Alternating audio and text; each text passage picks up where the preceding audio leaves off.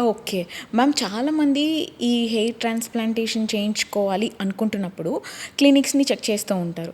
But ఎలా select చేసుకోవాలన్నది తెలీదు. వాళ్ళు చేసే మిస్టేక్స్ ఏంటంటారు? సో తక్కువ కాస్ట్కి చేస్తున్నారు అని చెప్పేసి ఏ క్లినిక్ అంటే ఆ క్లినిక్లో చేయించుకోవడం.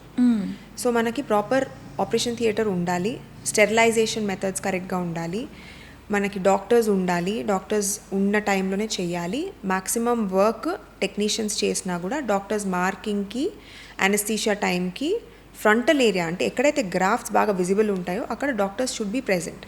ఓకే. మనకి నార్మల్గా ఏంటి అంటే టెక్నీషియన్స్ కూడా చేసేస్తారు. మన ఇండియాలో ఏ రెగ్యులేషన్స్ లేవు. Unqualified doctors, homeopathy doctors, Ayurveda doctors, ఇలా డిఫరెంట్ డిపార్ట్మెంట్ డాక్టర్స్ కూడా దెర్ ఇస్ నో రెగ్యులేషన్.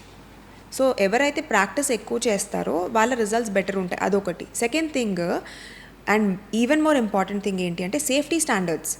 ఎవరైతే సర్జికల్ సేఫ్టీ స్టాండర్డ్స్ ఉంటాయో క్లినిక్కి సర్జికల్ సేఫ్టీ స్టాండర్డ్స్ ఉండాలి, ఎమర్జెన్సీ ఎక్విప్మెంట్ ఉండాలి, ఎమర్జెన్సీలో ట్రైన్ అయిన డాక్టర్సే చేయాలి. So that even if anaesthesia complications వచ్చినా డెత్స్ లాంటివి జరగకుండా ఉంటాయి. Okay. We can easily take care of the patient. Okay. Okay.